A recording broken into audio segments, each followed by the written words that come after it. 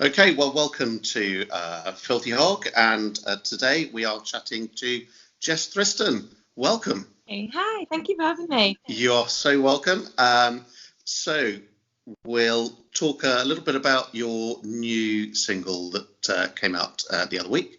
But first, for those who don't know Jess Tristan, tell us a little bit about your music, the sound, where it's come from.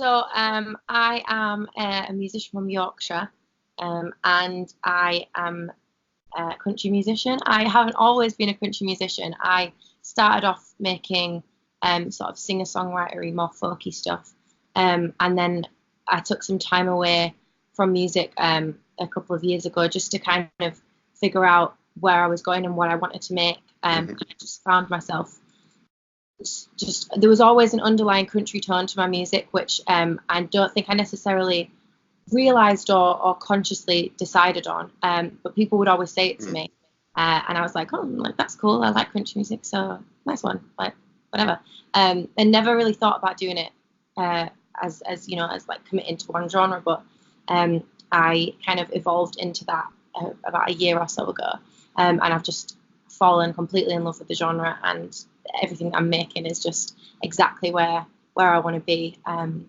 it's I'm just so happy with it. So Yorkshire's not the sort of typical centre of country music, really. So growing up, because I know you started quite young, I think your first single was 15, were you? Yeah, I wrote it when I was 15. Yeah, we released it a few years later, but I wrote it.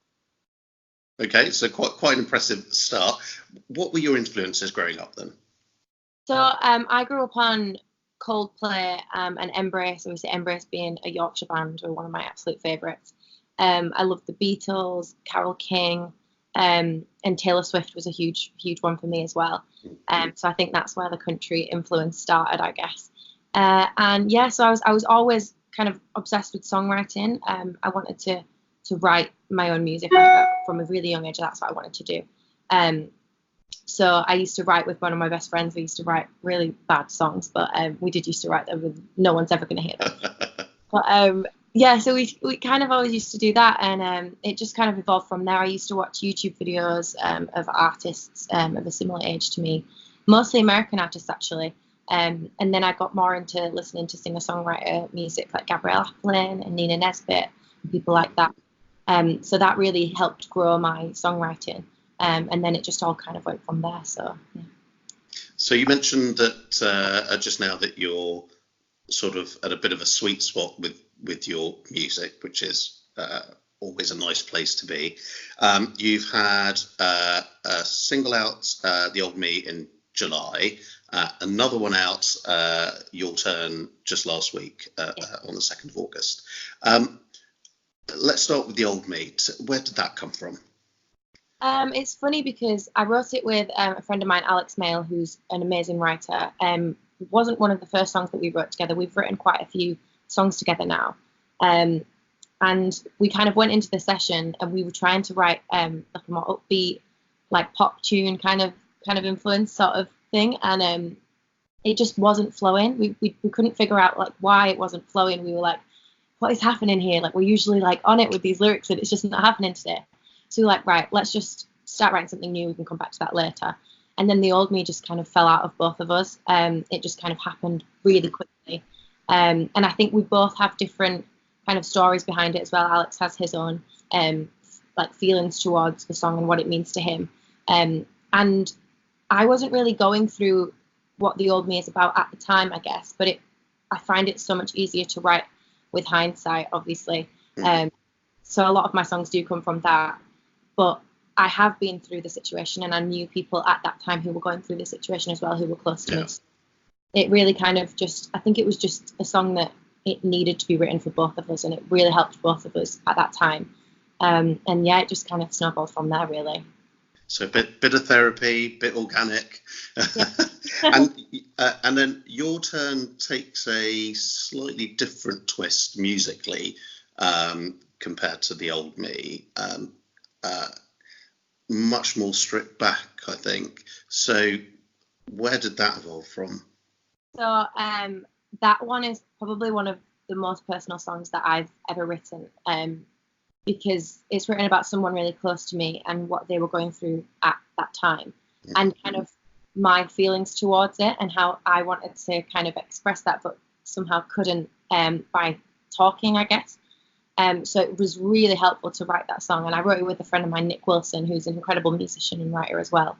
And we got into the session, and I'd just had a bit of a stressful day with it all, and I was like going off ranting about it to him, and we were kind of just like, this is the song we need to write. And that one again happened so quickly. It was like it all kind of just gelled together. It was crazy.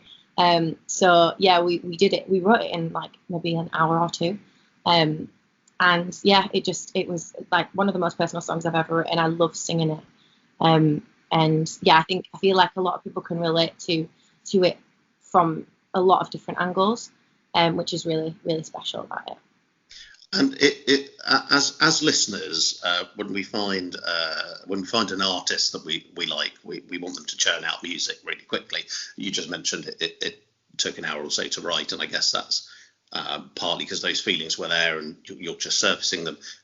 But it takes quite a bit to get a song out and a single. So that's really rare that it happens fast. Like, yeah, it doesn't happen that quickly all the time, but it's really nice when it does. So tell us a little bit about the process of once you've written it. How does it end up on my Spotify playlist? Well, I'd been writing a lot for about a year and a half on all of this new music. So it was just kind of, I was just writing and getting all of these songs. So there's loads of songs that I've written. And then I found that just a few of them, like The Old Me and Your Turn, they just stuck out. And they kind of told a story about me as well, and it really just kind of fit with where I was at in my career, and especially The Old Me, looking back on what I was like. And in the music video as well, we've got little nods to that. So I'm wearing like an outfit I was wearing in a previous music video I did a few years ago. Okay. Just kind of like, no one's gonna notice it, but for me it was more like I wanted to do that because it's kind of closing the chapter on what was then and now what we're going forward with. So that was really, really exciting for me to do. But yeah, so just, yeah, like they just stuck out, and we couldn't not take them further. So yeah. So this year you were at Bachman Festival? Yes. How was that? Oh my gosh, it was amazing. It was the first festival experience I'd had playing it. Okay. So yeah, it was amazing. I love country festivals because it's like you step into this bubble that like you cannot find anywhere else. It's crazy, especially in the UK, because everybody's walking around in cowboy hats and cowboy music. I absolutely love it. I'm like, my friends are like, what? If I took them there, they'd be like, this is England? What? It's so much fun. So and everyone's so nice there, and to get to play the new songs for people who'd never heard them before or never heard of me was really, really exciting. Yeah, I really enjoyed it. And so what's next? So two singles almost back to back, a great experience at one of the festivals, one of the big festivals. What's next for Jess Tristan? I can't say too much just yet, but in a few weeks there'll be more news out about. Okay, watch this space. Yeah. Exactly. Dangling the carrot. Yeah, so I've got loads of things in the pipeline. I'm working on some really exciting stuff. I'm working with my band on the live side, so we're going to be booking some bigger gigs. So I'm really excited to be getting on the road with them soon. I have some really cool gigs coming up in the next few months as well. So yeah, I'm just really excited to get performing this new music and get people excited. Wonderful. So you mentioned some gigs. Let's see, you're at Gulliver's in Manchester on the 15th of August. The Bells and Gals Writers Round on the 3rd of October, and supporting Jess and the Bandits. Really exciting. Yeah. In Hull on the 10th of October.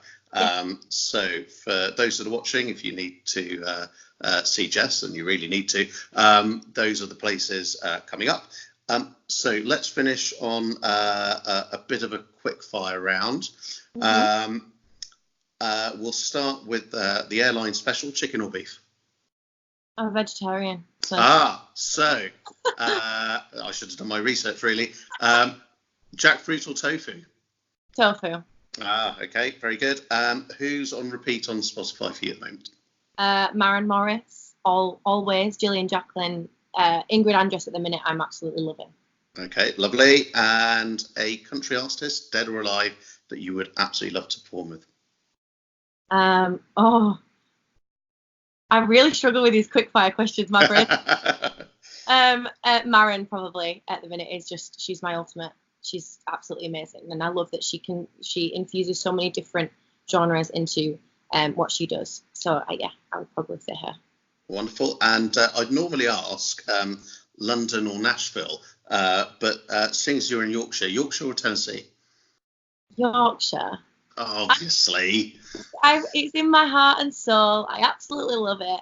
I don't know where I'll go in the future, but it'll always be Yorkshire for me. It's amazing. I love it. Wonderful. Jess, it's been fantastic talking to you. We'll get all your socials up on the screen in a moment. Just again, so download Your Turn and The Old Me.